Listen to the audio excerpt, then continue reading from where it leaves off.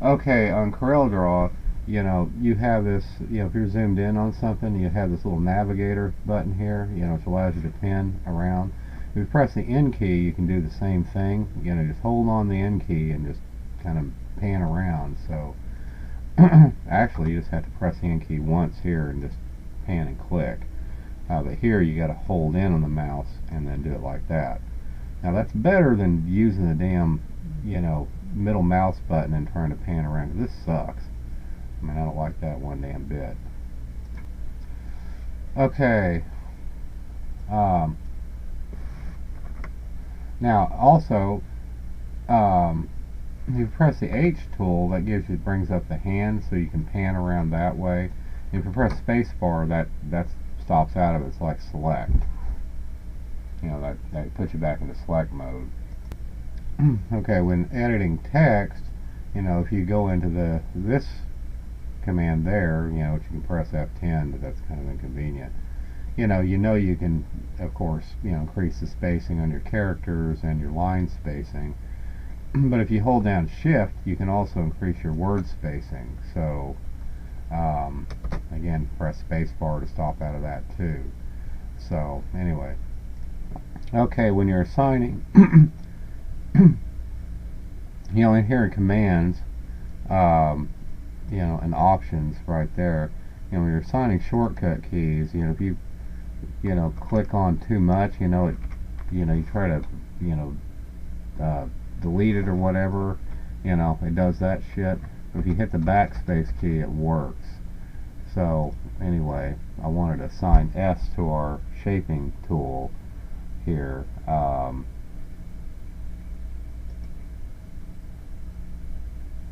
So, but I had to go show all items to do it, to find it, actually.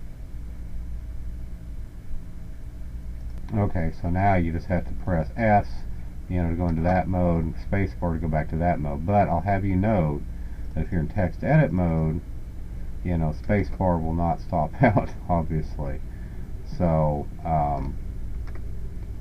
Control Z still works in there, though. Now, if you ever need to refresh your screen, double-clicking on the scroll bar here will actually refresh it. What the fuck? Okay, a great example of needing to refresh your screen is right here. So just double-click that. Now, if you right-click and drag this, and then release it over circle, you can just go, like fit text to path or whatnot. So, and then again, refresh your screen.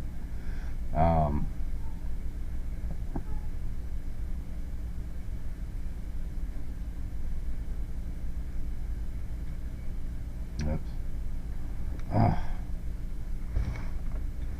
If you hit escape, you can stop out of drag operations like that.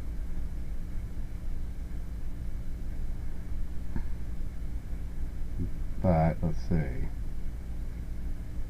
Try to monitor. Let's see. You can go place text inside. It'll place it in a text window like that. And again, let's see if we can refresh our screen by clicking on the lower scroll bar. Okay, it doesn't work on the lower scroll bar, just on the vertical scroll bar. Okay, now how to customize your context menu. You can, when you're in this edit mode, you can drag any keys in the menu around. Like I accidentally drug this off. But that's actually called the pick tool. So if you grab it out of here, oh, by the way, how I got this up is I hit context menu. So, and you'll probably want to close this down when you're done here editing it. But anyway, you grab any kind of button you want out of there, and you can customize, each of these little sub menus, because they're all context menus is what they are. So, but if you want like the pick tool in every menu, you've got to put it in every menu. So that's actually a lot of menus, obviously.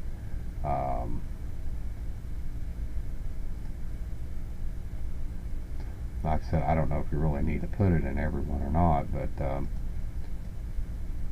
I'll just start with a few here. Like I said, these are all context menus, you know, that would have, you know, would be brought up in various circumstances. But now let me go ahead and close that, and let's see what happens.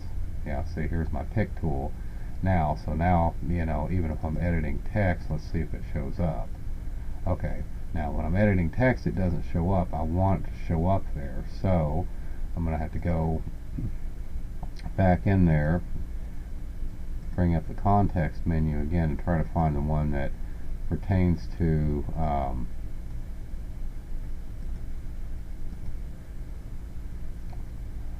takes it forever to pick.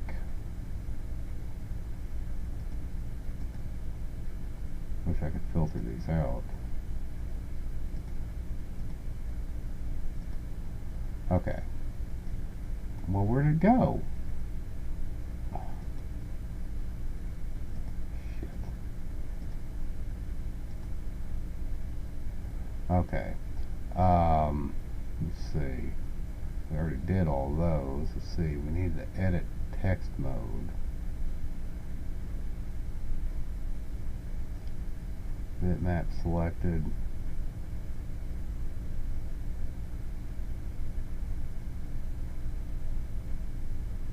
Text character selection. Well, that's one place we could put it. Let's see.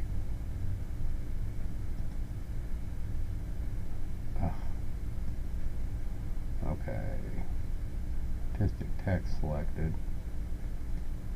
Okay.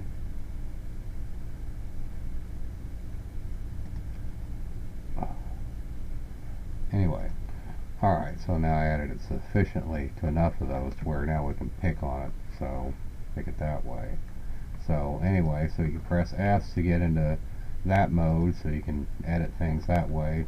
Spacebar, you know, usually gets you out of it. But, you know, if not, you know, you can certainly go into the right-click menu most of the time. I hadn't added it to all the menus, but you can if it annoys you. Okay, when selecting multiple objects that are layered on top of each other, if you hold down the Alt key, okay, and then click on an object and click on it again and click on it again, you'll cycle through them like so. So that's the trick I keep forgetting.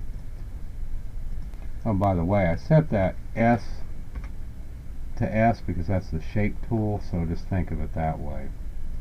And by the way, with that shape tool, if you select on this text, of course, you know, you can you know, pull out the spacing, you know, obviously until you you know, get it to a point that you like. So anyway, okay, when you're using the Bezier curve, you know, if you normally click and drag a point, you know, these handles come out of this symmetrical, but if you type the S key, you know, you can change it, and you can change your mind and hit it again, and it'll go back to that mode. But that allows you to, you know, kind of draw it out so the next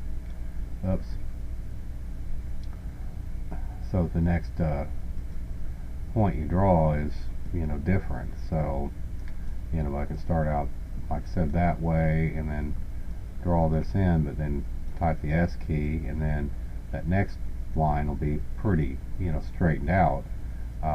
Then type this again, and then the next line I draw, you know, will be like that. So anyway, now also, you know, like I said, when I'm drawing curves like this, you know, I can pull it out, but if I hit type C on the keyboard, I can do this with it, so the next point I draw, you know, will be a sharp point. So like I said, that's kind of cool, you know, that you can do it like that. So even though I don't draw with a Bezier curve that often, you know, it's interesting to know these things. So alright, so, you know, if you're still in you know, in editing mode, I can hold the Alt key and actually reposition a given node. So, you know, it's on the active spline. So it's supposed to be just the last one you selected. And I guess I'm out of the mode now. Shit. I'm not editing that thing again. But so,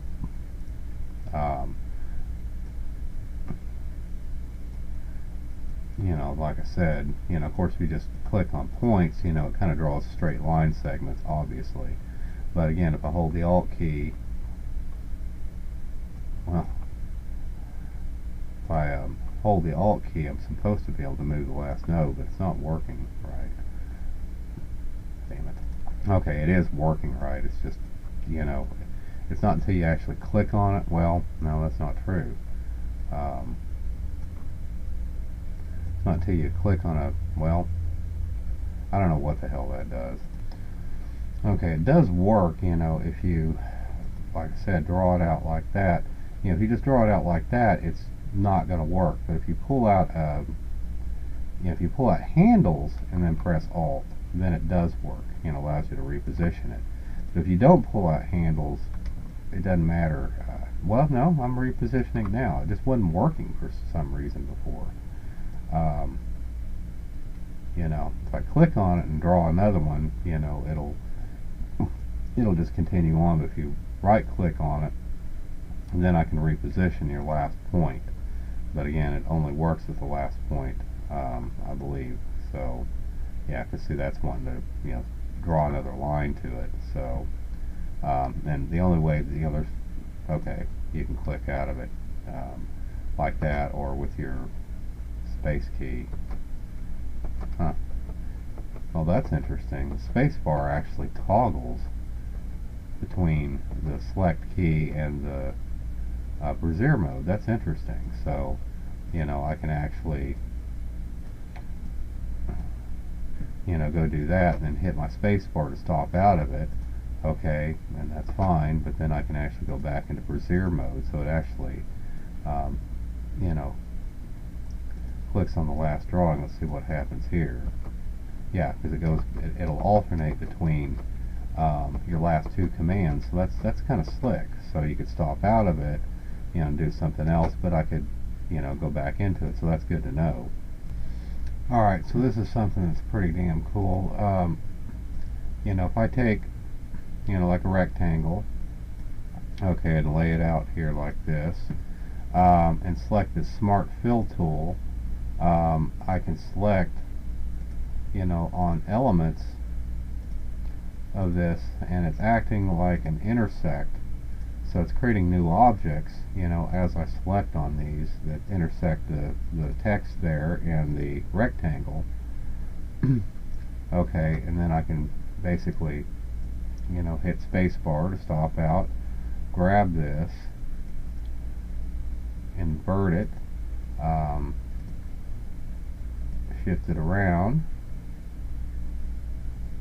like this, change the color of it to, you know, like something like that, hit no outline, change the color of my rectangle to, well, I'd rather it be a lighter gray than that. I wish I could do something about this tool palette, or this color palette. I don't like it.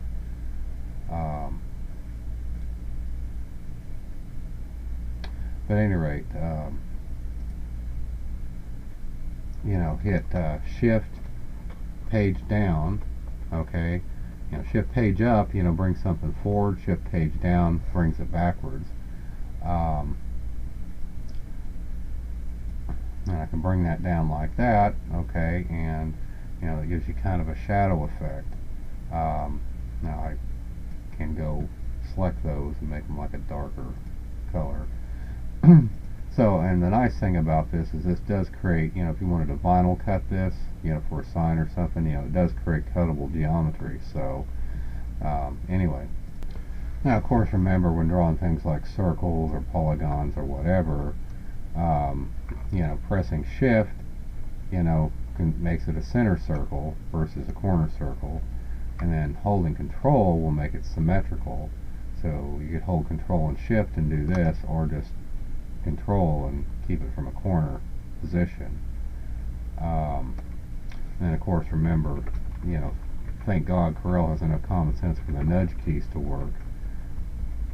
So, control, arrow keys make it a fine adjustment, no keys make it a medium, and shift makes it coarse, just like in Rhino.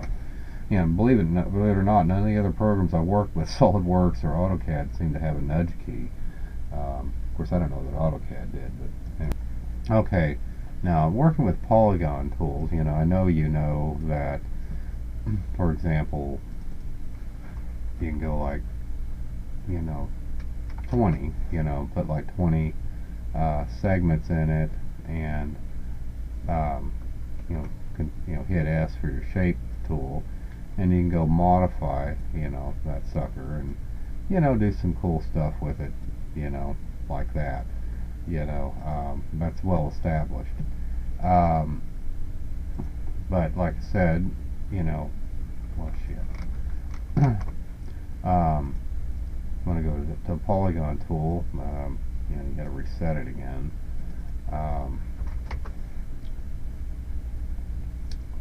Well, hold on. Let me do it symmetrical. So I'll make a symmetrical polygon, and hit 20 and S for my shape key. Okay, but like I said, I can pull it out, and you can do things just like that, but you're kind of stuck with it. But since you're with your editing with your shape tool, you can add nodes to it. And when you add a node, it's adding it to more than just one face. So I can add a node here and here, and now I've got the ability to manipulate this thing like this. So basically, you can make it look almost like a gear or something like that, or a flattened out pie plate. So you can actually get into some really interesting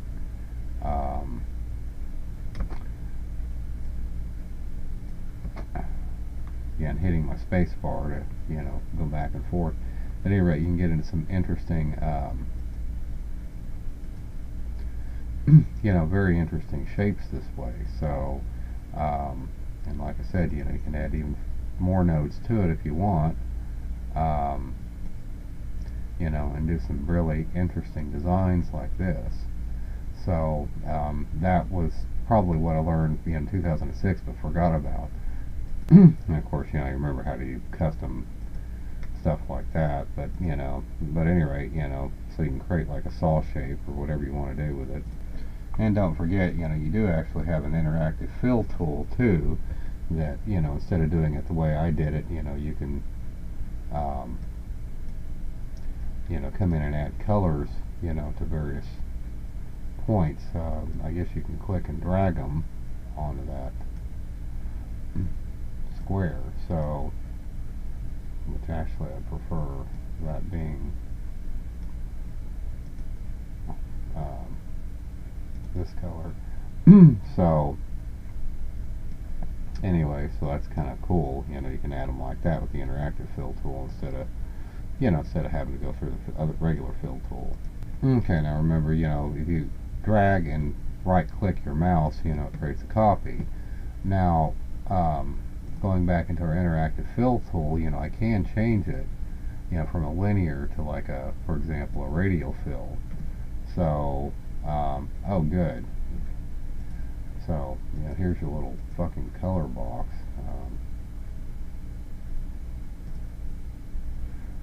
So I can actually more precisely select my colors. I guess I solved that a long time ago. Just got to hit fill to do it.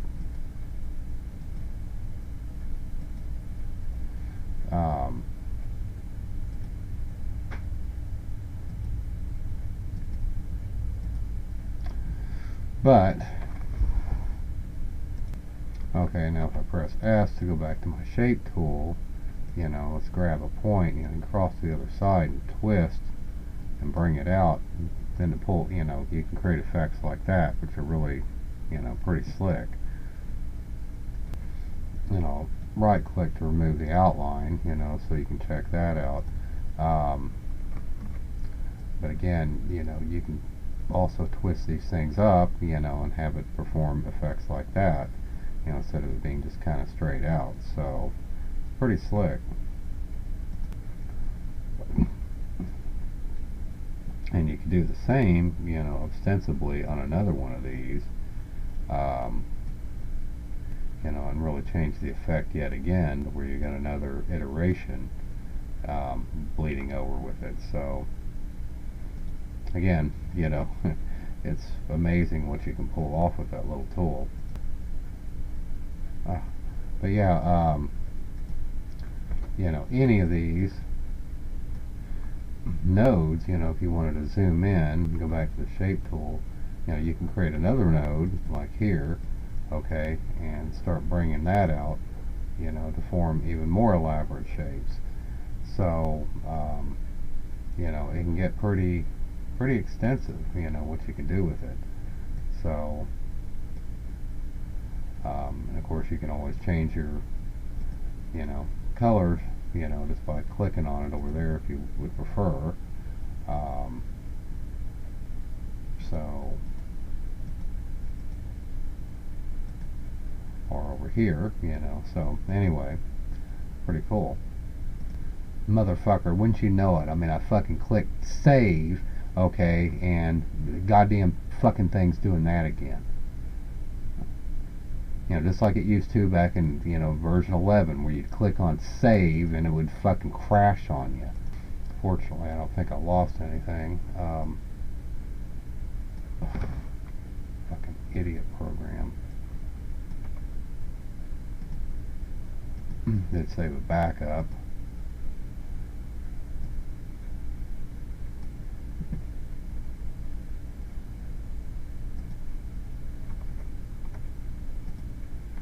I'll close this one. Okay, good. It didn't lose my pick tool or anything. I did save the interface. I don't want to save it again, though. I don't know that it matters.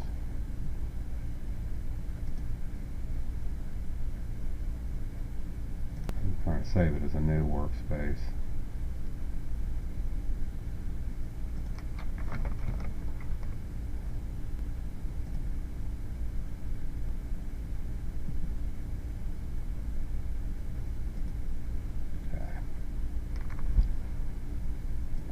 Alright. Okay, now if you press, you know, remember you got object snap mode, so, but you can press Alt Z, you know, and that takes you out of it. Alt Z puts you into it. So, you know, if I wanted to draw something, you know, that's object aligned, you know, it can do that. And if you want to go into dynamic guidelines, you know, which a lot of programs have something like that, it's Control Alt D, you know, takes you into dynamic guidelines. So I could draw a rectangle like that and snap over that curve, and that gives me the ability to snap it to a length. So, you know, with the object snap on, now, you know, if you go into your view menu, you know, I got object snap and dynamic guides on, but I can, you know, turn, you know, with Alt Z, you know, snap to objects off, and just use dynamic guidelines. See, snap to objects is off, but dynamic guidelines actually has a snap built into it, so you know, you don't have to worry about whether you're in snap to object mode or not with the dynamic guidelines. So, you know, I can just draw an object, you know, and bring it out. So, you know, that's you know, an often overlooked option. So, but it's Control Alt D, so brings you into that. No, it's, you know, it's Alt Shift D, and you can change that to a different key if you want. I don't know what D does. What does D do? What the fuck is this? I don't know. I don't know what I'm doing. Anyway, you know, it does have a, you know, a search thing in here.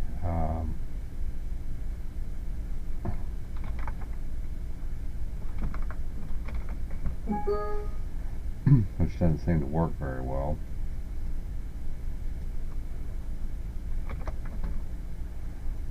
Okay, there we go. Use the star.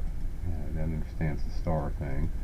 So, graph paper tool. I don't want that being D. So, I'm going to delete that. I never use that fucking tool. But I want to go make dynamic guidelines.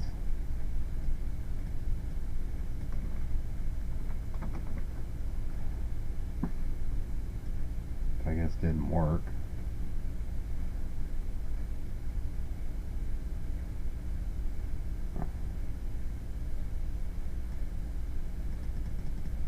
I'm going to make dynamic guides. You know, instead of Alt-Shift-D, I want to make it just plain old D. No, not Shift-D. I don't know what Shift-D is. Again, hit backspace, so I'll just hit D, assign it to D. So that way, you know, I can just more easily switch in and out of dynamic guidelines, because that's, you know, that could be a very useful little tool. You know, I just never use it because it's such a pain in the ass. So anyway, okay, and just, you know, if you notice, you know, you got this guidelines checked, and what that means is, you know, if you select on your rulers, you know, you can actually drag a guideline just like in Photoshop. So and just like other objects, you know, well, I'm in graph paper.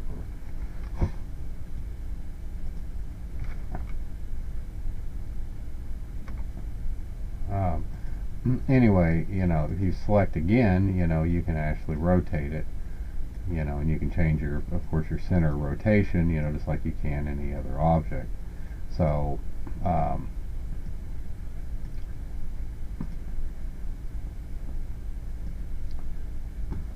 you know, and guidelines, you know, could be, you know, useful, you know, for drawing objects too, like, well, let's say, like a 2-point line, for example. You know, Alt-Z.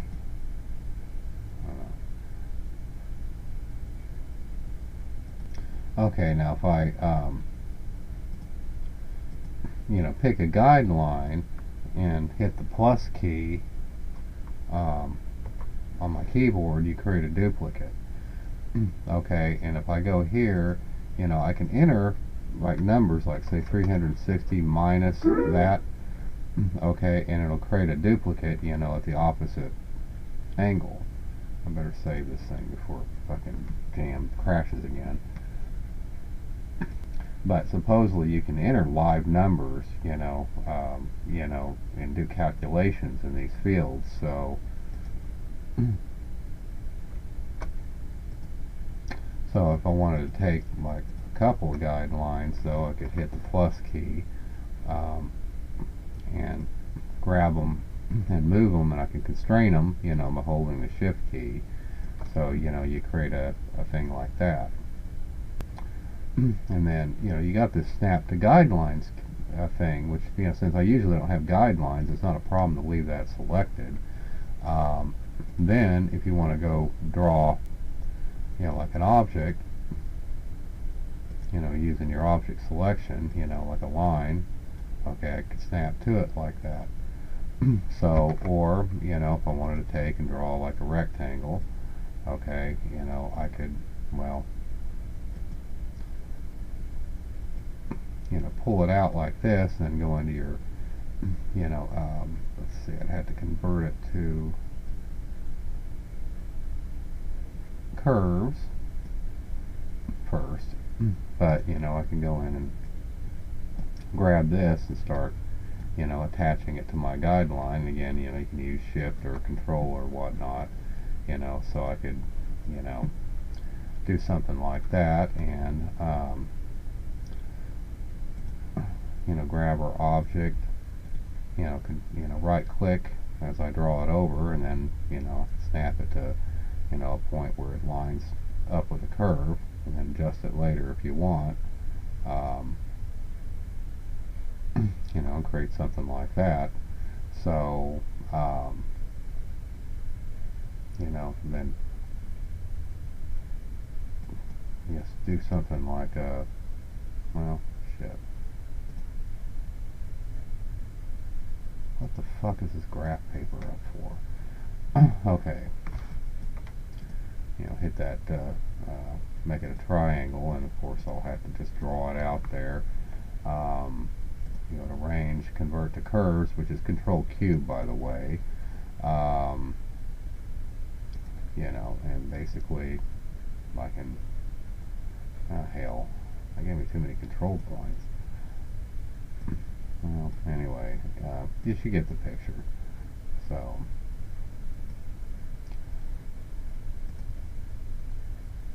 yeah, snap the objects on. Anyway,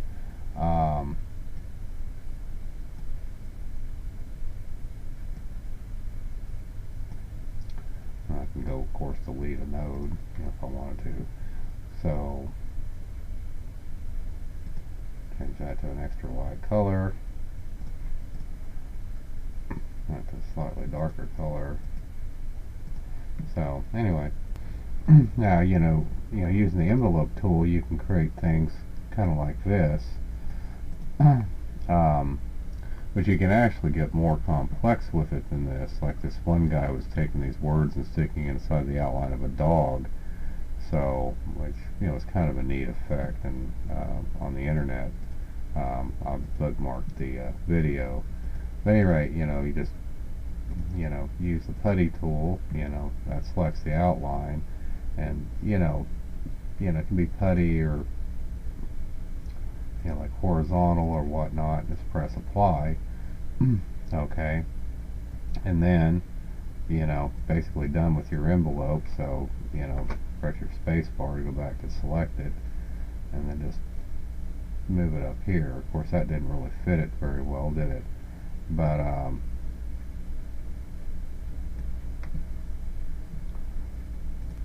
anyway, just stick it on vertical.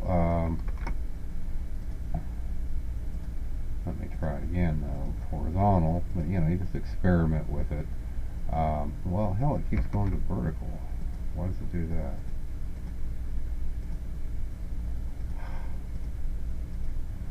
Okay, well, yeah, that doesn't look all that great at all. Try it with original. Okay, well, we'll just leave it at that. Space bar for select. You know, stick it in here, and you can go into your shape tool if you want and create a little. Well, actually, you got to convert this thing to curve, so Control Q. Okay.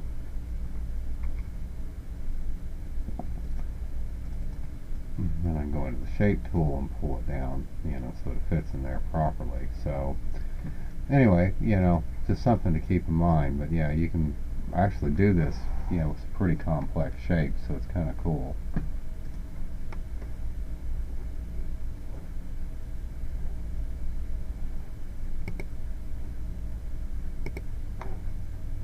Damn, that guy's got a lot of views.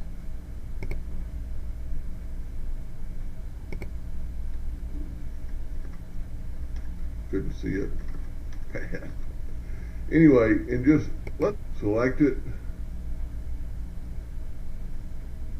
I can already see this probably isn't going to work, but we'll go putty. That's not half bad. So now all you have to do is just re-rotate it.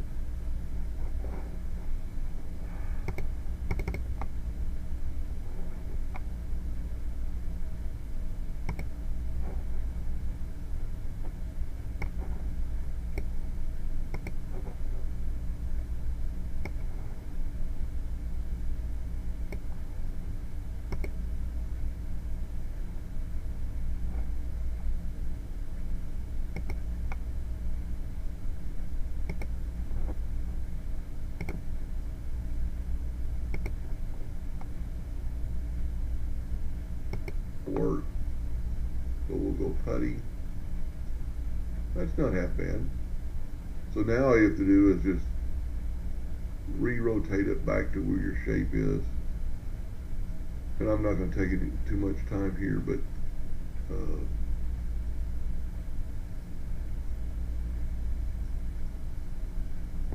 anyway, just manipulation around there, and maybe it's a little bit too big. I think it's a create form, and you can see it working over here to the left, and then hit apply. Now, if you're happy with God that, damn it.